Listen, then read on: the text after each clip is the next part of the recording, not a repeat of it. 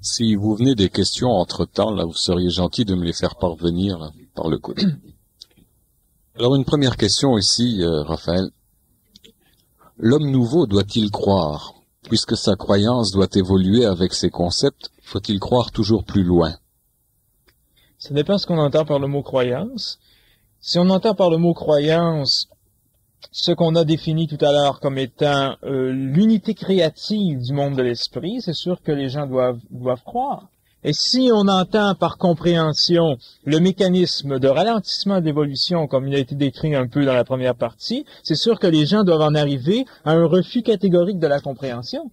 C'est-à-dire à réaliser que lorsqu'on en arrive à cesser de vouloir comprendre, on réalise que tout est compris.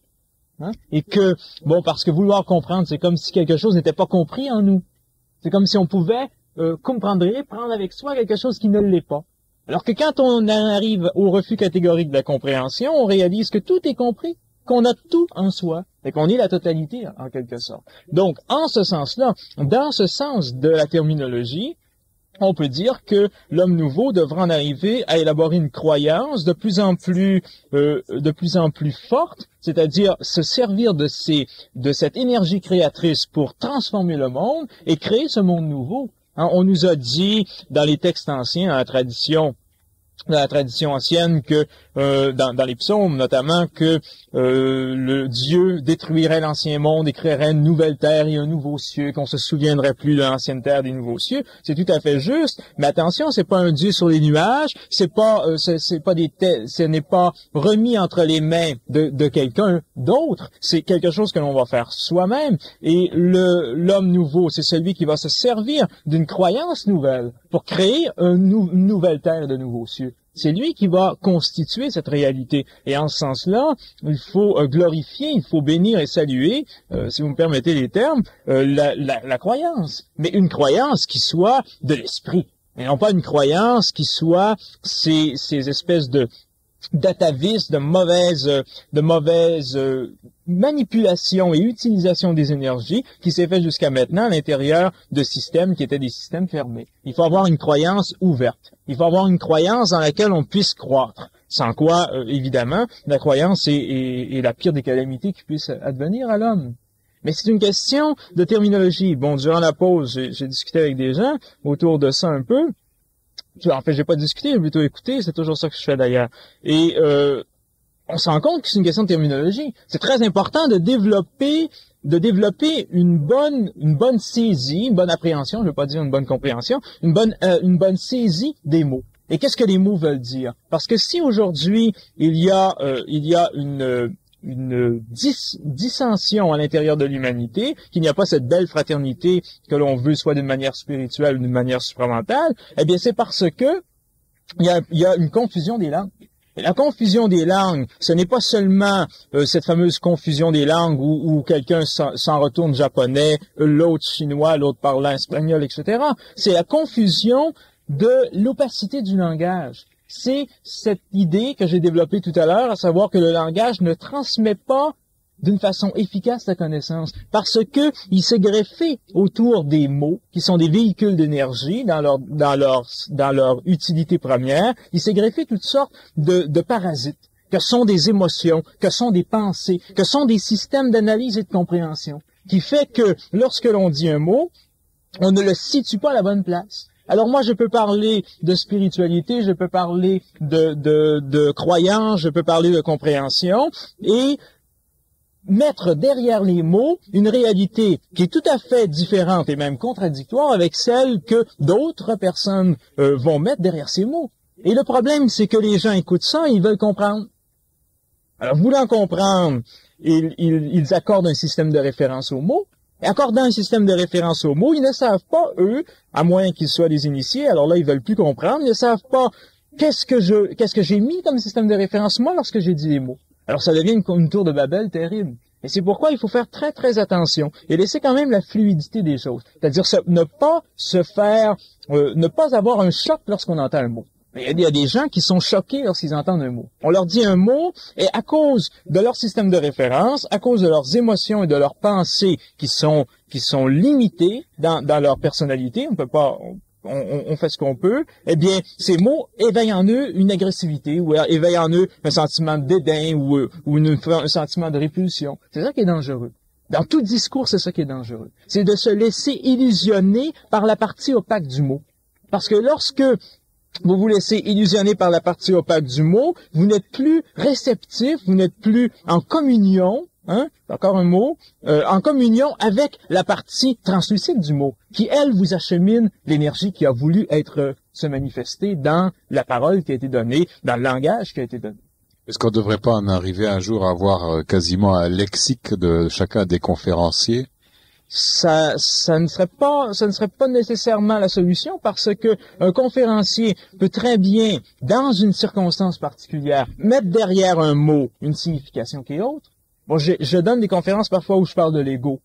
Où lorsque je suis dans un centre rosicrucien que je parle de l'ego, je parle de l'esprit.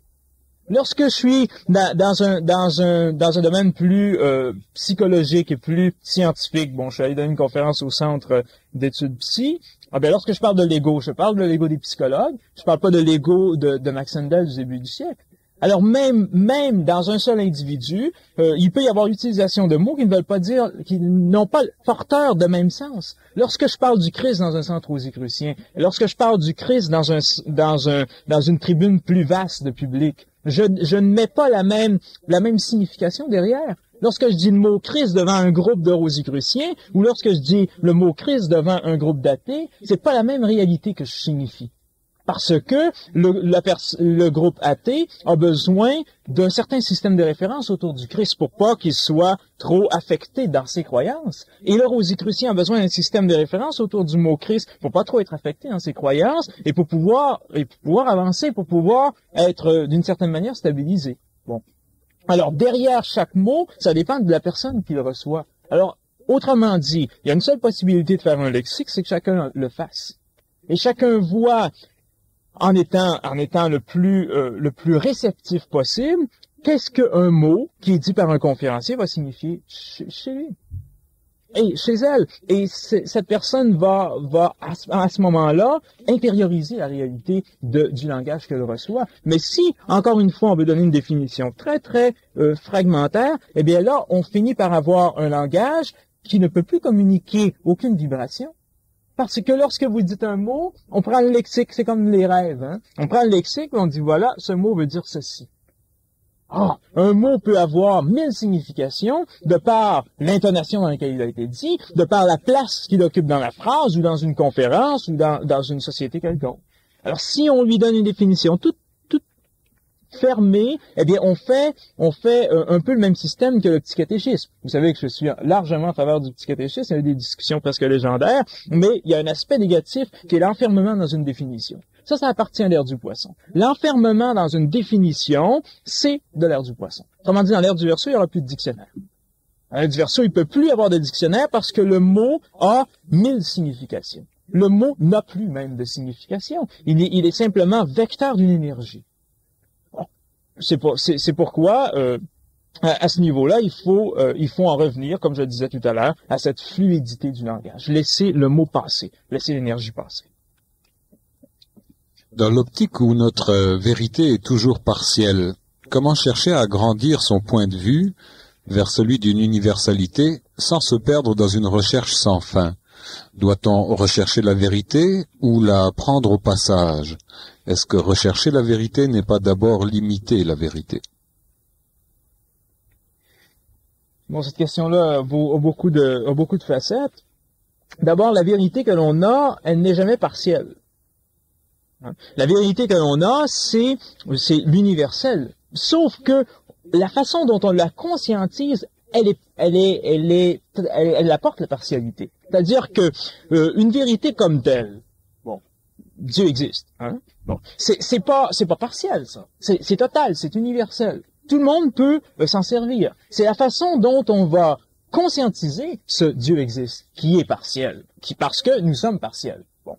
Alors, toute recherche de la vérité est une recherche de l'universalité. Cependant, les étapes qui nous y conduisent, ce sont des étapes partielles de par la partialité de l'homme. Et ça, on ne peut évidemment pas s'en sortir autrement que par un travail énergétique où l'on fait attention à ce dont on a parlé ce soir et qu'on essaie de laisser la plus vaste pénétration, le plus grand nombre de définitions possibles jaillir de ce que l'on a entendu. Les anciens disaient, il y a 7 niveaux d'interprétation de la vérité. 7 niveaux d'interprétation de la vérité, ça n'était pas limitatif. Hein. Vous savez que le nombre n'était pas quantitatif, là, il était qualitatif. C'est-à-dire qu'il y a des plans d'énergie dans l'univers. Et dans ces plans d'énergie, on perçoit, selon qu'on est branché sur un plan ou sur un autre, la même vérité sous un angle tout à fait différent. Mais la vérité, elle est universelle. En tant que concept, la vérité ne peut pas être autre chose qu'universelle. Elle se fragmente lorsque l'homme, qui n'est pas universel, entre en contact avec elle. Maintenant, celui qui recherche la vérité, c'est une chose que ça démontre, c'est qu'il ne l'a pas.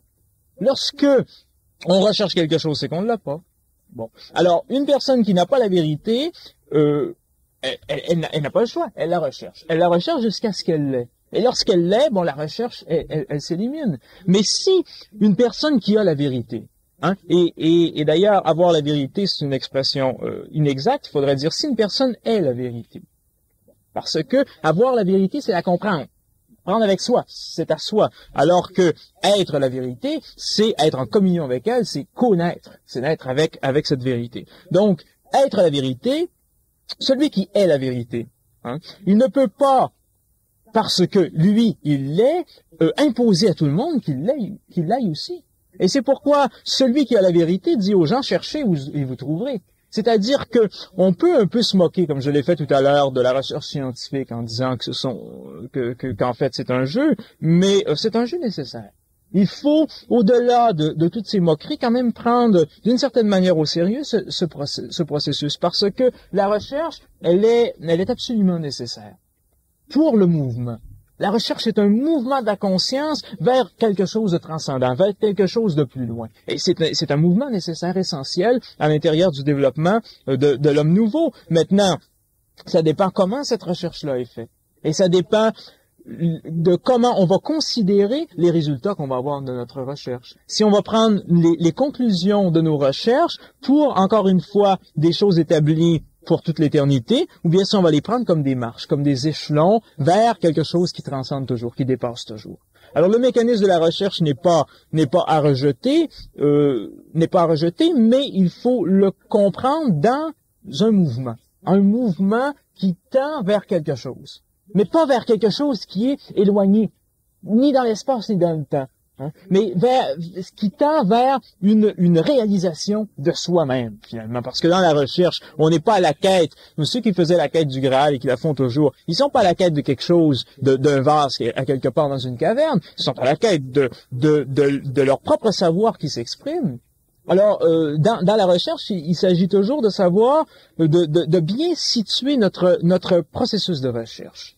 Hein, et bien comprendre qu'en fait, ce que l'on recherche, c'est rien d'autre que ce que l'on est. Hein. Mais ça prend évidemment une forme extérieure pour toutes des raisons psychologiques, pour les raisons de notre constitution, du fait qu'on est développé d'une certaine manière où il y a cette fameuse dualité, encore pour un certain temps, qui est le résultat du fait que notre intellect a été construit par des puissances de la domination, par des forces retardataires, et que ces forces retardataires, on appelle parfois les puissances des ténèbres, ce sont des forces qui ont constitué notre mental et l'ont constitué d'une manière justement à ce qu'il fonctionne de manière fragmentaire.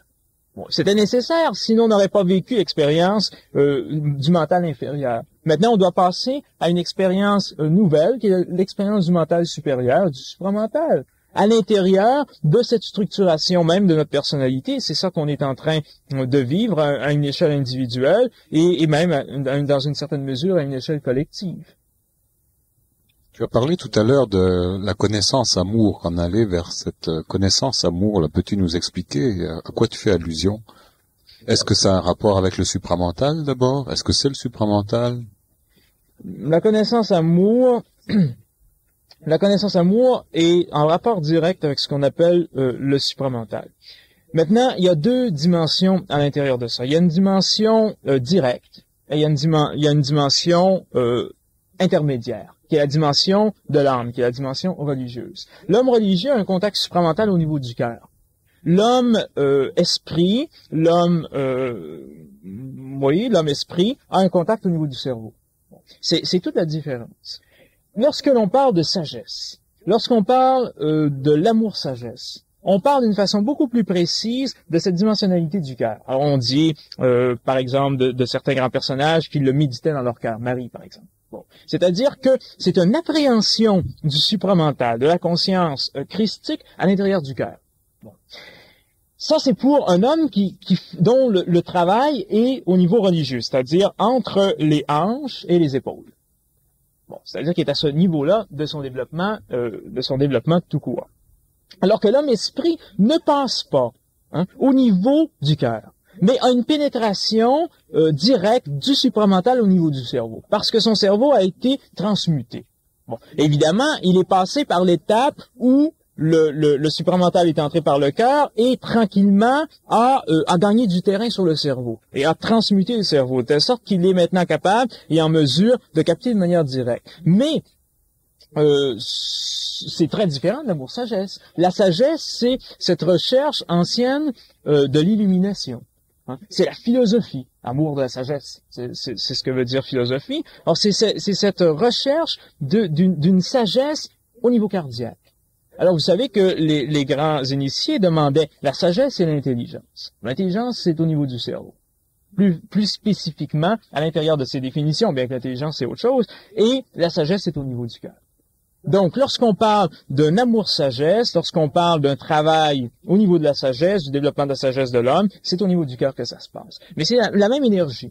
Mais l'énergie qui arrive au niveau du cœur et qui s'exprime à partir du cœur est différente de l'énergie qui arrive au niveau du cerveau et qui s'exprime au niveau du cerveau. Alors on voit une personne qui est au niveau supramental, au niveau de l'intelligence, au niveau de l'esprit. Et on la regarde agir, on la regarde fonctionner, on regarde les fruits de son travail et on se dit, c'est ceci. Ensuite, vous voyez à côté le mystique très avancé, le religieux très avancé. On regarde son comportement, on regarde la façon dont il fonctionne et on dit ceci. Et on regarde le religieux à gauche, l'homme esprit à droite, et on se dit, ils ne vivent pas la même expérience. Ça, c'est une illusion.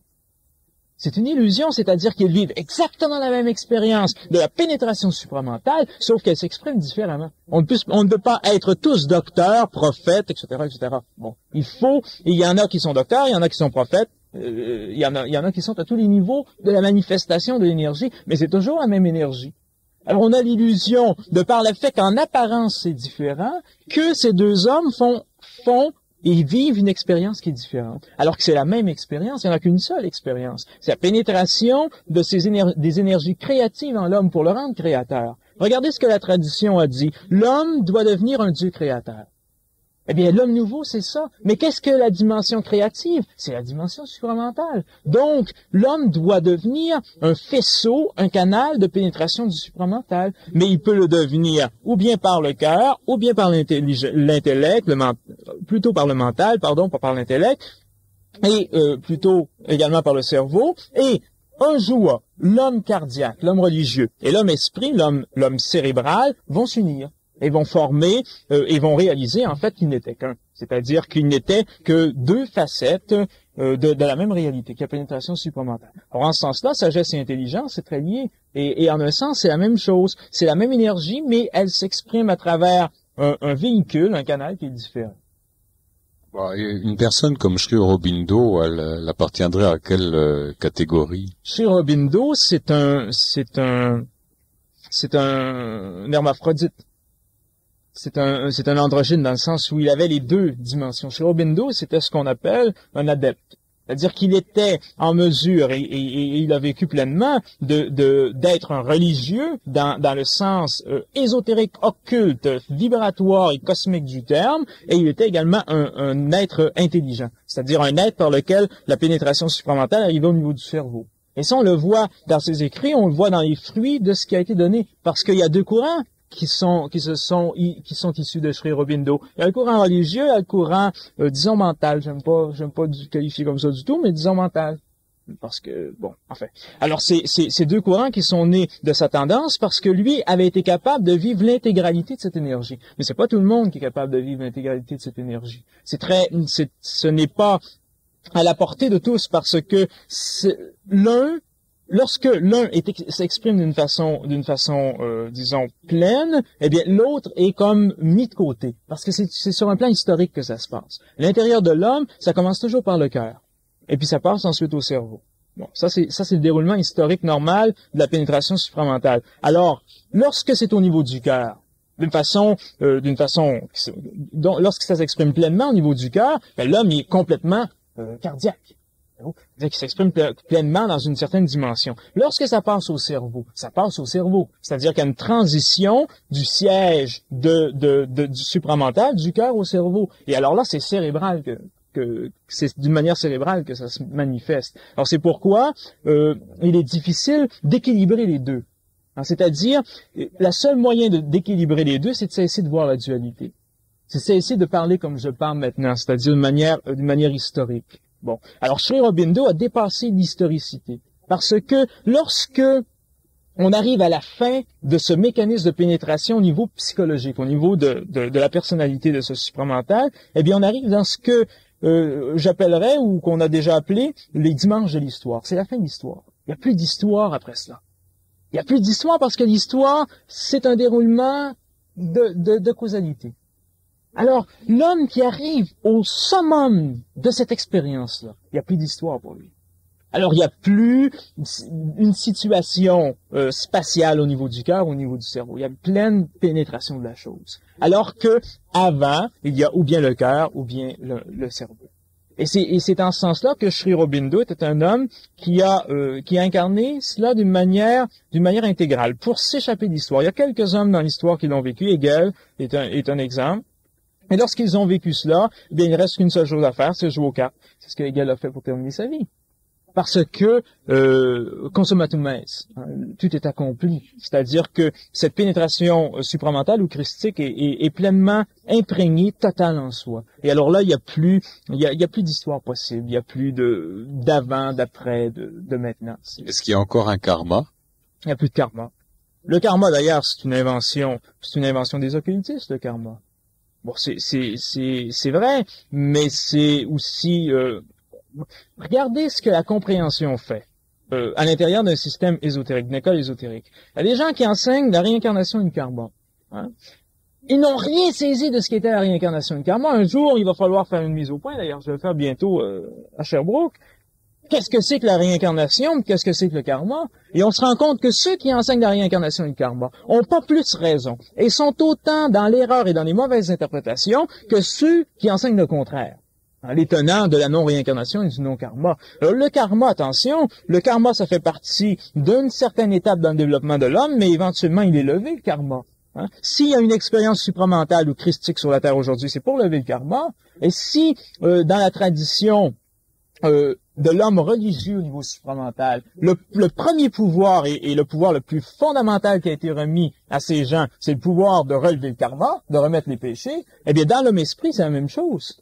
Le même mécanisme qui se passe, regardez bien ça, dans l'histoire de l'humanité, il y a eu incarnation du supramental à l'intérieur de l'homme religieux au moment de l'incarnation de la conscience christique sur le Golgotha.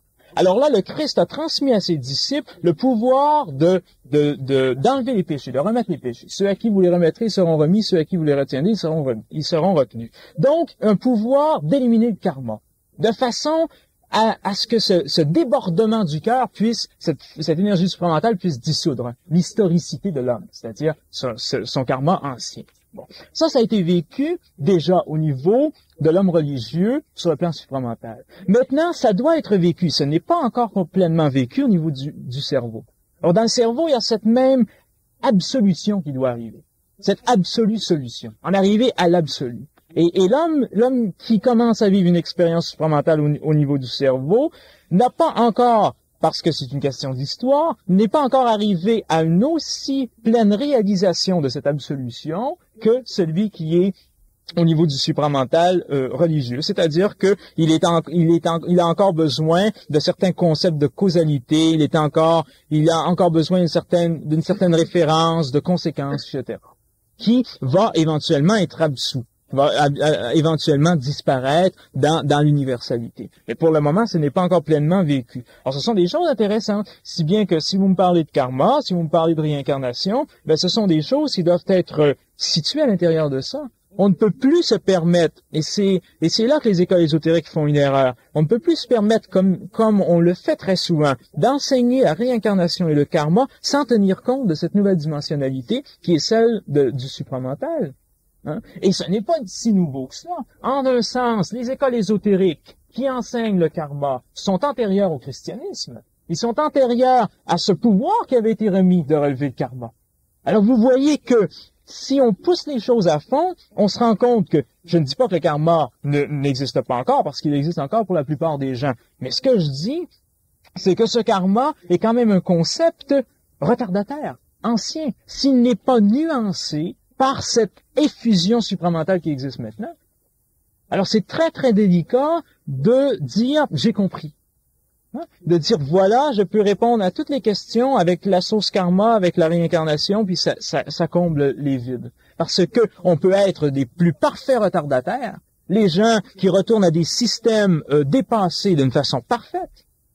Et c'est pourquoi il faudra nuancer à l'avenir, parce que on voit trop d'ésotéristes assis sur leur chair et qui enseignent, donnent une conférence sur le karma, sur la réincarnation, sans apporter cette nuance. Ils sont alors des éléments de retard dans le développement de l'humanité.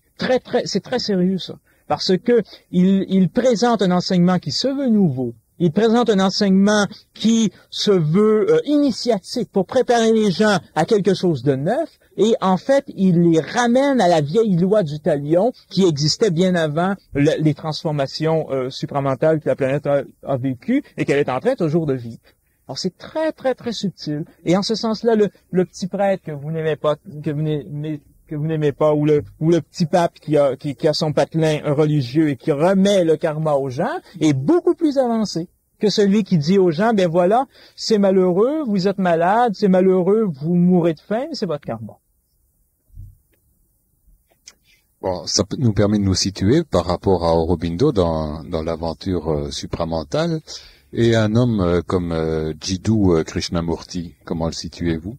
Krishnamurti, c'est un homme qui n'a pas vécu le supramental au niveau du cerveau.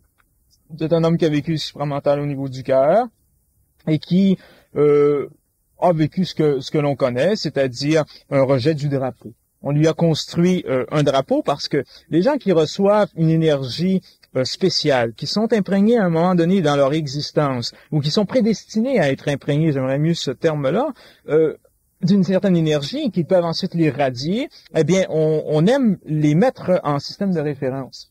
Or, Krishnamurti, ça a été un homme qui a été découvert par des gens très avancés, qui étaient des théosophes, et qui a été introduit à l'intérieur d'un système où l'on voulait justement construire ce fameux système de référence, un barrage. Et Krishnamurti a refusé de servir de barrage.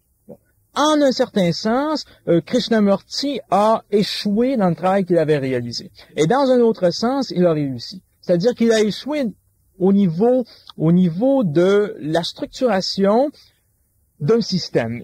Krishnamurti avait comme origine, comme fonction de base de générer un système qui aurait permis à des gens, à l'intérieur d'une structure graduée, d'arriver à une expérience de pénétration sur un plan religieux du supramental. Mais comme Krishnamurti était sur le bord de la transition entre une pénétration supramentale religieuse et une pénétration supramentale au niveau du cerveau, eh bien, il a refusé, en quelque sorte, de se sacrifier pour l'avancement d'un certain groupe d'individus, et il a voulu poursuivre vers le supramental du cerveau. Et comme il a rejeté la voie de service, peut-être c'est pas une explication auquel vous êtes habitué d'être confronté, comme il a rejeté la voie de service, qui était la voie de sacrifice. Qu'est-ce que c'est que le sacrifice? C'est la réduction volontaire du taux vibratoire d'un individu. Parce que on est tous dans une certaine forme de quête d'élévation du taux vibratoire. Mais il y a des gens sur la planète qui sont mandatés pour rester à un certain niveau, même si eux auraient une possibilité d'élever leur taux vibratoire, pour permettre à un groupe qui est à ce niveau-là de se nourrir de lui-même. Alors, refusant ce sacrifice que lui avait proposé la hiérarchie, parce que la hiérarchie impose jamais, eh bien, il a voulu poursuivre au niveau de la transformation cérébrale supramentale. Et c'est ce qui explique ces discours par la suite, qui ont été des discours d'apprenti supramental au niveau du cerveau. C'est-à-dire qu'il a commencé à exprimer la voix supramentale au niveau du cerveau, mais en étant toujours en ayant toujours un discours très imprégné par le supramental cardiaque. Très imprégné par le supramental de cette première étape dans la pénétration. C'est curieux parce que moi je vois l'inverse. Je vois Aurobindo dans cette description-là, alors que je vois Krishnamurti plus dans le supramental au niveau du cerveau. Je vois tout à fait l'inverse. Mais c'est ce qu'il a voulu faire. À la lecture de leurs ouvrages respectifs, là, il m'apparaît pour moi que les passages les citations d'Aurobindo sont plus empreints de philosophie ou de poésie, donc du cœur, par rapport à Krishnamurti, qui est beaucoup plus psychologue, il me semble. Ça, ce sont des apparences.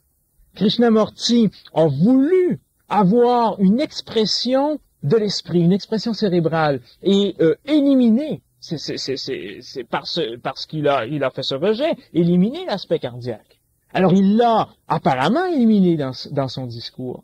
Alors on peut très bien être une personne cardiaque et avoir un très rationaliste, très froid, très cérébral, parce que c'est ce qu'on désire. Ça c'est très facile de donner une apparence à son travail. Mais sur un plan vibratoire, sur un plan énergétique, c'est très souvent d'ailleurs le contraire qui se manifeste. Parce que on n'est jamais satisfait de soi-même. On veut toujours avoir ce que l'on n'a pas. On veut toujours être ce que l'on n'est pas. Hein? C'est le principe de la dualité. Alors, on projette nécessairement de soi des images qui sont tout à fait différente de ce que l'on est en réalité. Très souvent, c'est cette quête de ce que l'on n'est pas qui prend le dessus et qui prend l'apparence la plus probante sur le plan extérieur, alors qu'intérieurement, on est tout le contraire. Hein? C'est-à-dire qu'on est toute cette tendance vers l'autre dimension. Alors on se rebelle face à cette dimension. Alors on se rebelle contre l'aspect cardiaque. Alors parce qu'on est cardiaque et on n'aime pas ça. On veut passer à une nouvelle étape. Mais ce sont des gens tourmentés. Sri Aurobindo, Krishnamurti et d'autres que je veux surtout pas nommer, Hegel et tous ces hommes qui ont eu un face-à-face plus ou moins intime avec ces énergies, sont des gens tourmentés. Ce ne sont pas des gens qui ont atteint la paix la plus profonde. Ce sont des gens qui étaient en cheminement. Il n'y a pas un seul homme sur la terre, à l'exception du Nazaréen, qui a incarné la conscience supramentale de façon parfaite, c'est-à-dire de manière à être un lien total, complet et intégral entre le macrocosme et le microcosme, entre le plan minéral et le plan le plan qui arrive tout juste à la limite du 7e plan pour entrer dans le 6e plan. Alors ces gens, ils sont en expérimentation. Alors il ne faut pas penser que ce qu'ils expriment, ce qu'ils ont fait, les fruits de leur travail, sont des choses qui ont atteint une perfection dans le temps. Ça atteint une perfection pour eux, dans leur temps, dans leur lieu de manifestation, mais même s'ils ont en quelque sorte vécu une espèce de fin de l'histoire, qu'ils ont vraiment vécu des moments très profonds de cette unité complète, en d'autres périodes, il y a eu des ajustements qui ont dû être faits. Un homme qui est totalement supramental, ça n'existe pas. Ce sont des pionniers dans cette expérience-là. Dans l'avenir, dans les futurs systèmes d'évolution de notre monde, eh bien, il va y avoir des gens qui vont être complètement imprégnés de ça. Maintenant, il y en a pas.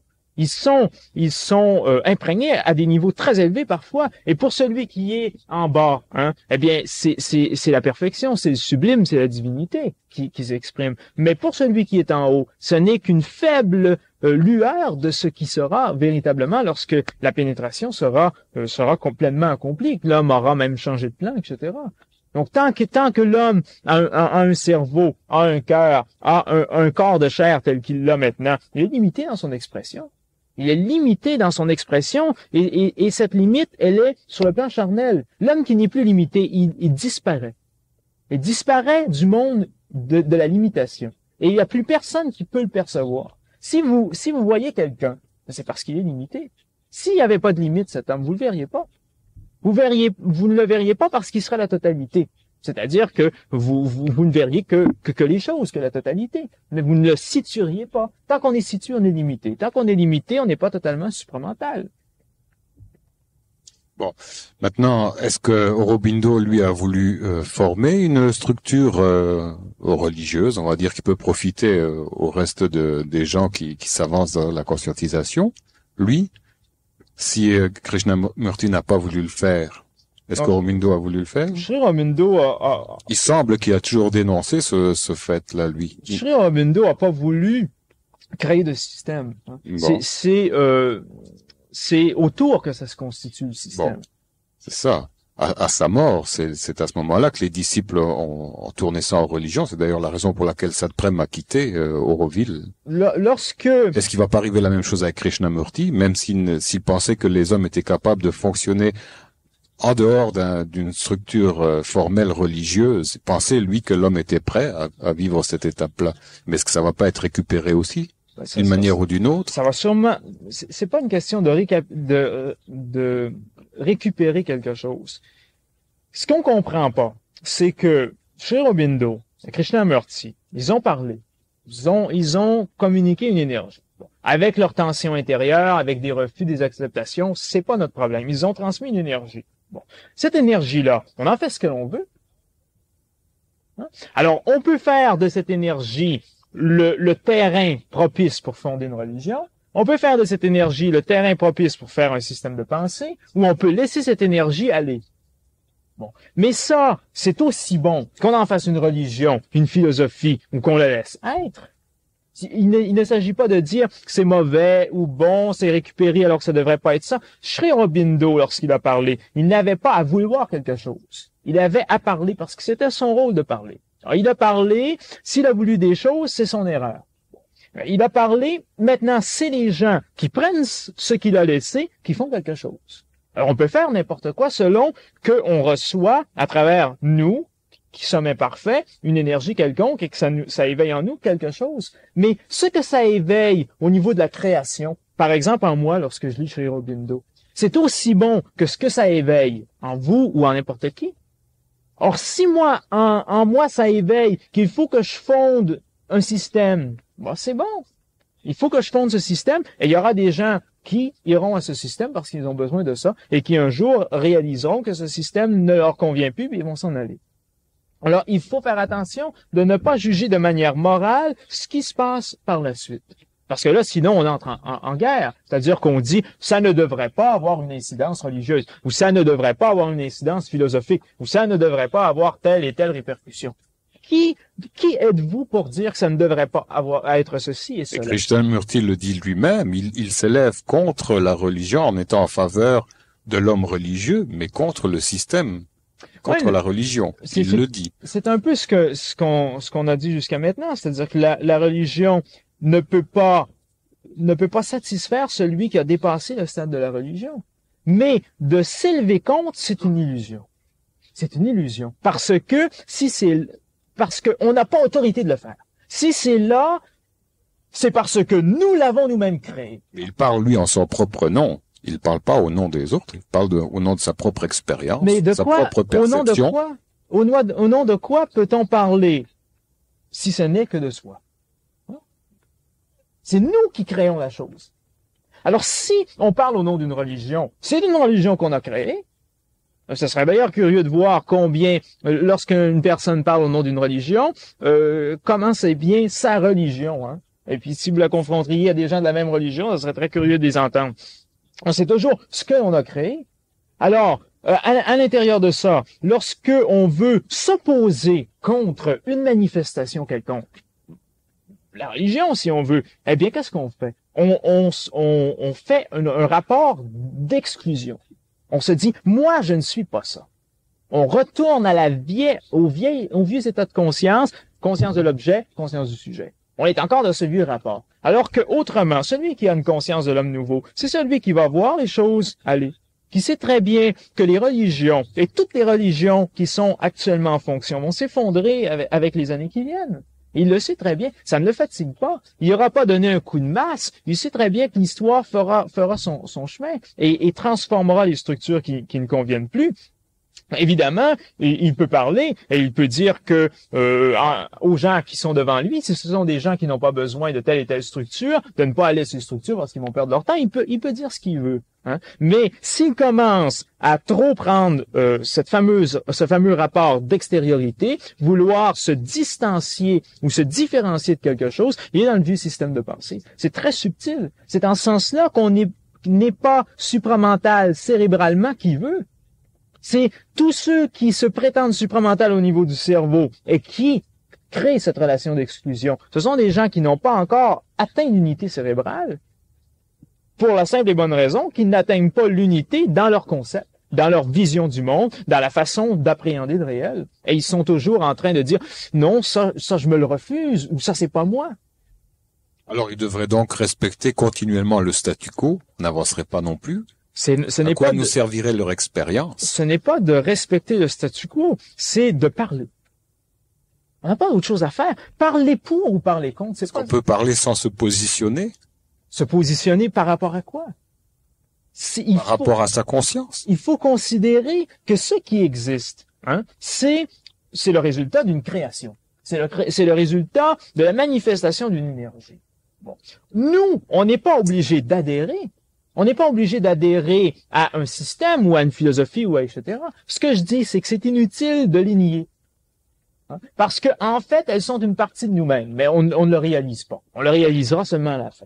Bon. Alors, c'est inutile de le nier. Tout ce que l'on peut faire, c'est avancer soi et faire son travail. Et si tout le monde fonctionnait de cette manière, il n'y aurait pas de problème, parce que chacun ferait son propre travail. Et il y aurait plus ces fameuses guerres qui sont tout à fait inutiles. Mais vous faites la guerre lorsque vous condamnez quelque chose. C'est ça le problème. On ne peut pas se permettre, dans une conscience nouvelle, on peut se permettre dans tous les autres niveaux, de condamner quelque chose. Est-ce que expliquer des mécanismes, c'est condamner? Ça dépend qu'est-ce qu'on entend par expliquer des mécanismes. Qu'est-ce que vous entendez par expliquer? Dans le travail que fait Krishnamurti, c'est toujours une explication des mécanismes. C'est toujours une mécanique. Il n'apporte pas forcément une réponse, mais il va mettre les gens sur la traque pour que les gens découvrent leur propre réponse, en fait.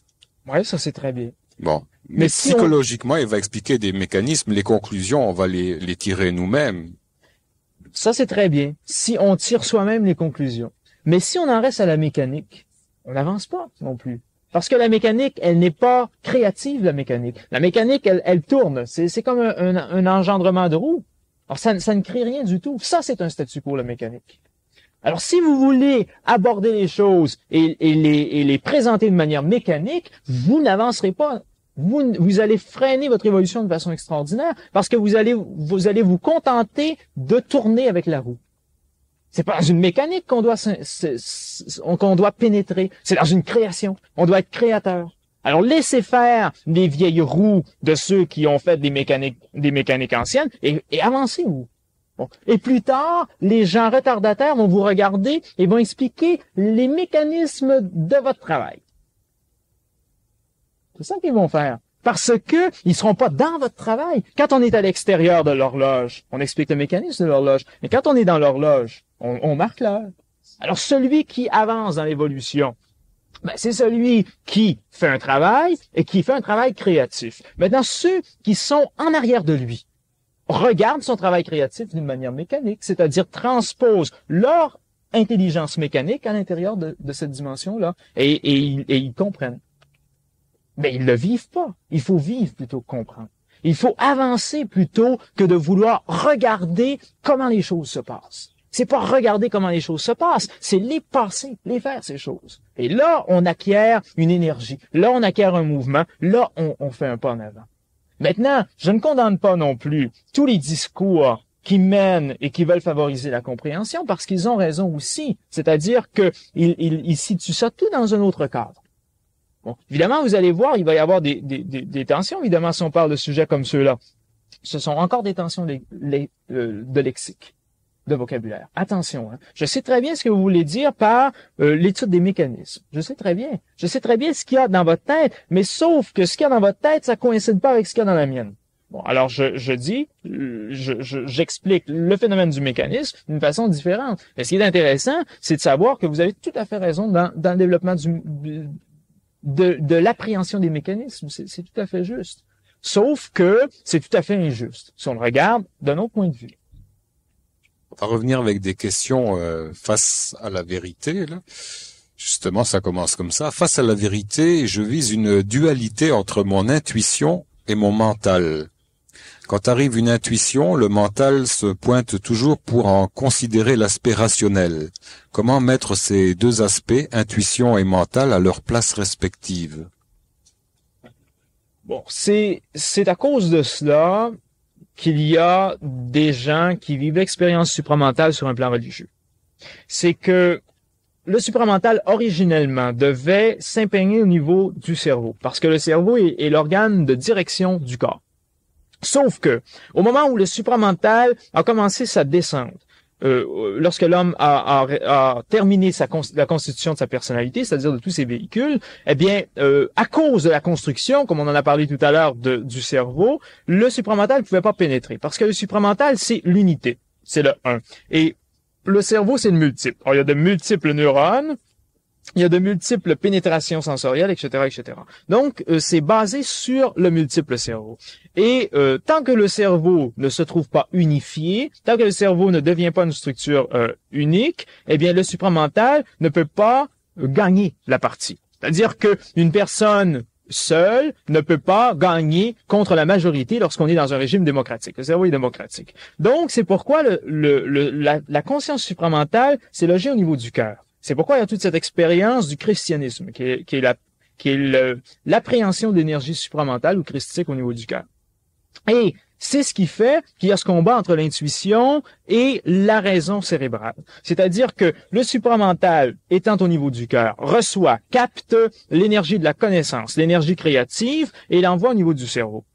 Elle est beaucoup plus rapide que l'énergie cérébrale. Donc, la première impulsion, c'est ce qu'on appelle l'intuition. Mais tranquillement, le cerveau se met en branle. Et là, c'est l'expérience du raisonnement autour de cette intuition. Alors, ce combat, il est normal. Ce combat ne peut pas être évité tant que le cerveau n'est pas transmué. Et pour transmuer le cerveau, eh bien, il faut faire un travail du genre qu'on a fait aujourd'hui, c'est-à-dire manipuler des concepts et essayer qu'on comprenne pas trop, c'est-à-dire laisser les choses arriver.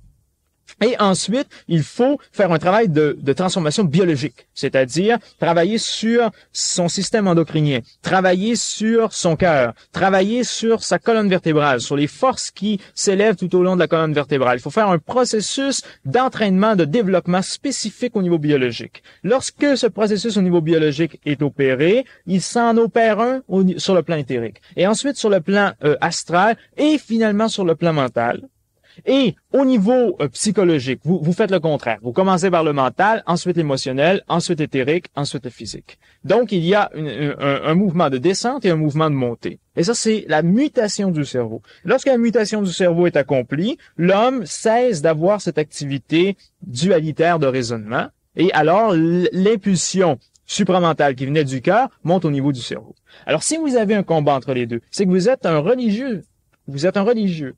Lorsque vous ne serez plus un religieux, c'est que votre cerveau sera transmuté. Et à ce moment-là, vous pourrez faire un travail de pénétration totale, complète, où il n'y aura plus ce rapport avec la dualité, ce rapport avec le raisonnement. Mais autrement, dans l'état d'évolution que vous êtes, il n'y a pas de possibilité.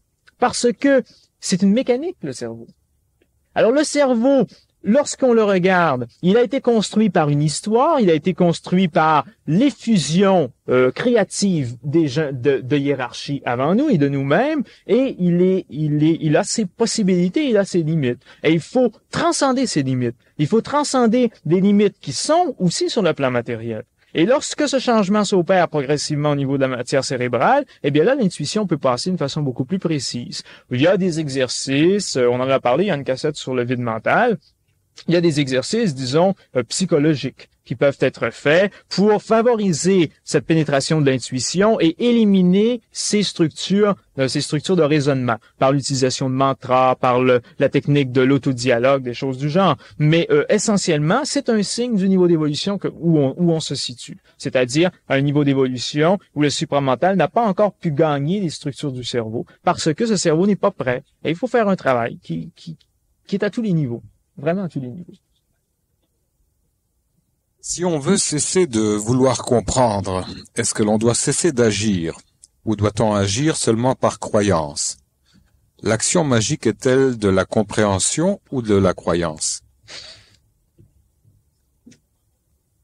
Bon, évidemment, cette question-là est intéressante parce que elle montre justement la personne qui la pose utilise un langage qui est incompatible avec celui qui a été utilisé. C'est-à-dire qu'il y a une difficulté de terminologie.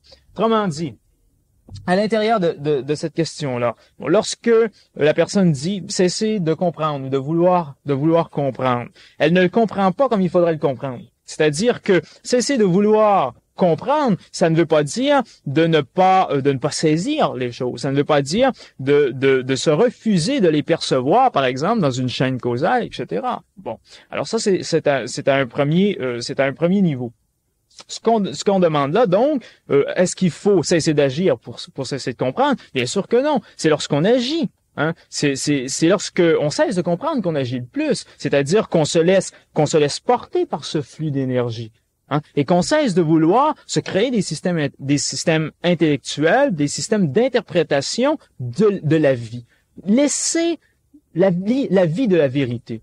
Lorsque vous voulez comprendre une vérité, vous la prenez avec elle, vous lui enlevez sa vie. Laissez la vie s'exprimer dans la vérité. Laissez la vie s'exprimer dans toute chose, et à ce moment-là, vous agissez. C'est par l'action que ça se passe. C'est vous qui, en mouvement, générez cette vie de la vérité. Autrement dit, il n'y a pas de vérité que l'on peut comprendre pour toujours, en l'épinglant sur un tableau. Il y a une vérité qui vit avec vous, et qui s'exprime avec vous, qui s'exprime avec votre énergie qui passe. Alors, en vivant la vie, c'est-à-dire en agissant, vous générez en fait cette vie de la vérité. Vous faites d'une vérité qui pourrait devenir statique, vous en faites un mouvement perpétuel. Et cette vérité qui aujourd'hui est ceci, est ce mécanisme, demain, elle est un mécanisme tout à fait différent.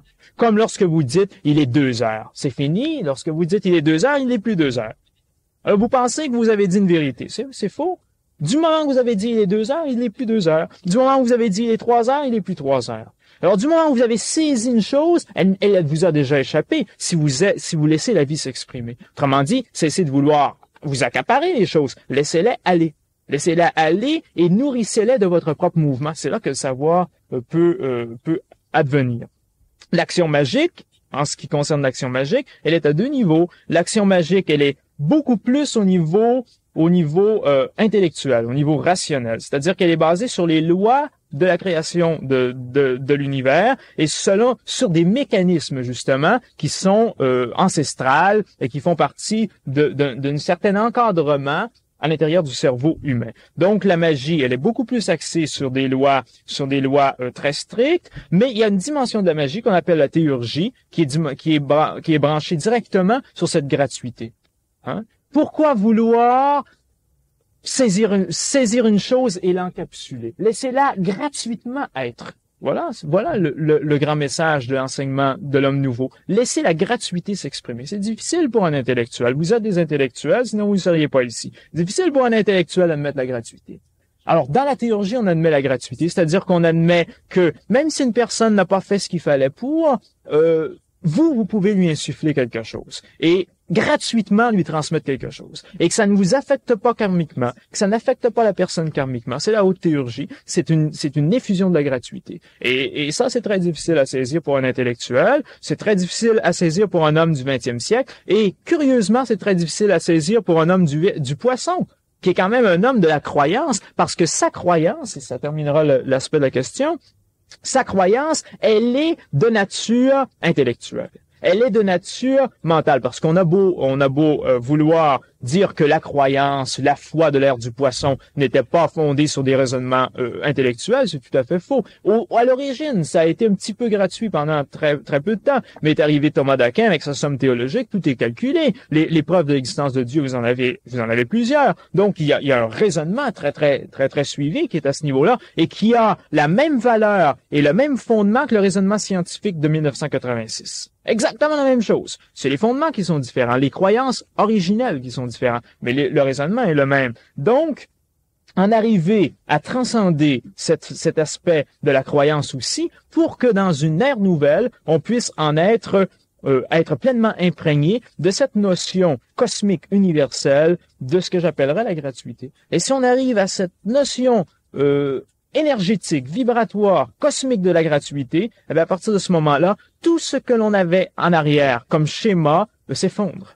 S'effondre pour une nouvelle réalité, qui est cette nouvelle réalité de la magie qu'on appelle la théurgie. Et à l'intérieur de ça, évidemment, il y a des croyances, c'est-à-dire des pouvoirs créateurs. Attention, lorsqu'on utilise le mot croyance ici, à l'intérieur des exposés que je fais, c'est un pouvoir créateur. Ce n'est pas un dogme. Tout à fait contraire au dogme. Alors, dans la magie inférieure, la magie de base, c'est des croyances dogmatiques.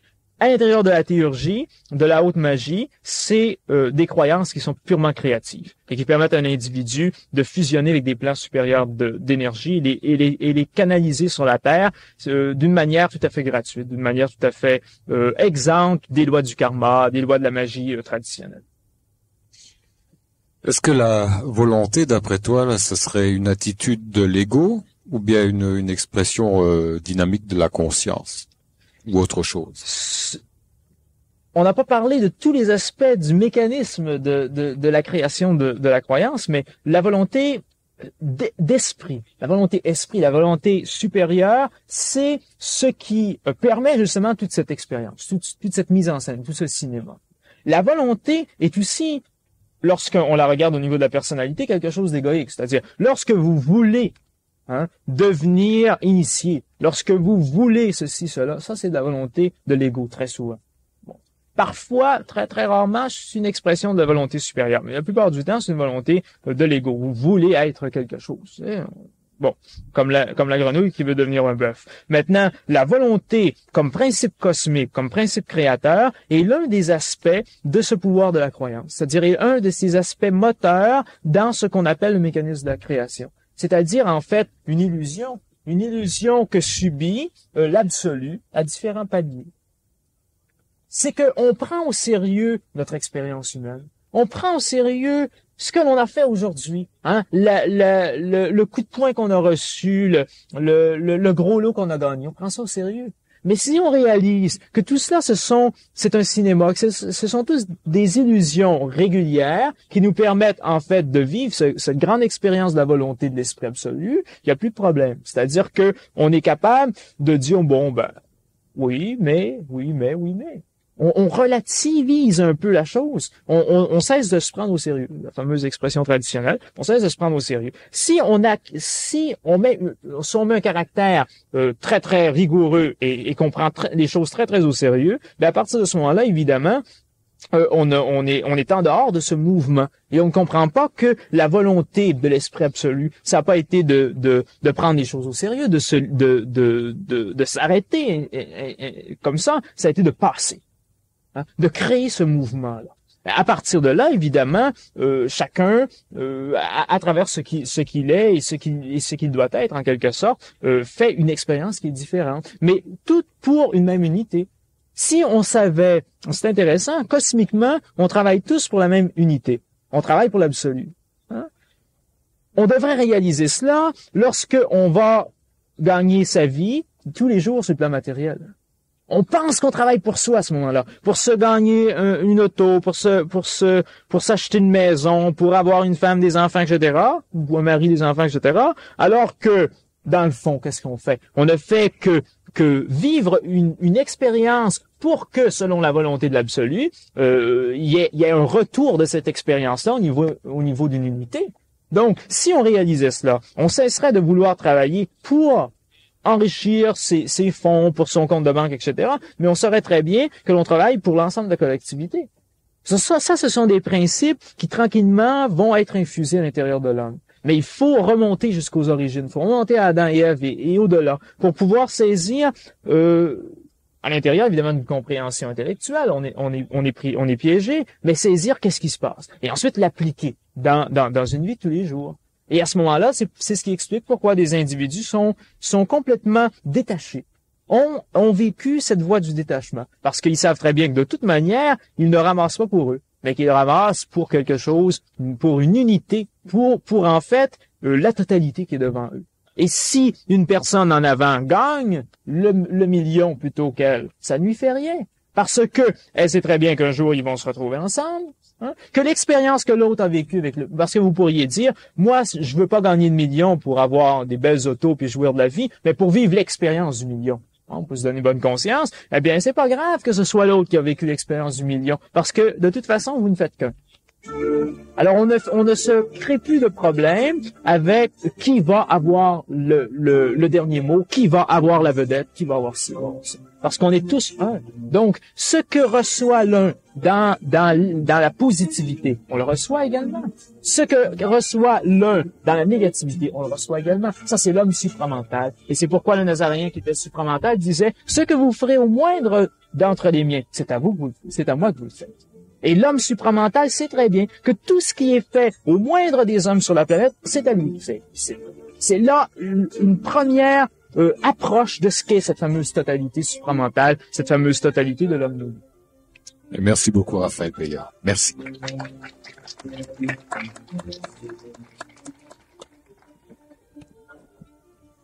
Alors, il me reste à vous souhaiter le bonsoir, bonne rentrée, puis vous rappeler que la prochaine conférence de Raphaël, c'est samedi prochain, et ce sera le titre « Le monde de demain ». Je pense que c'est ça. Demain, un monde nouveau. Demain, un monde nouveau. Merci beaucoup, bonne fin de soirée.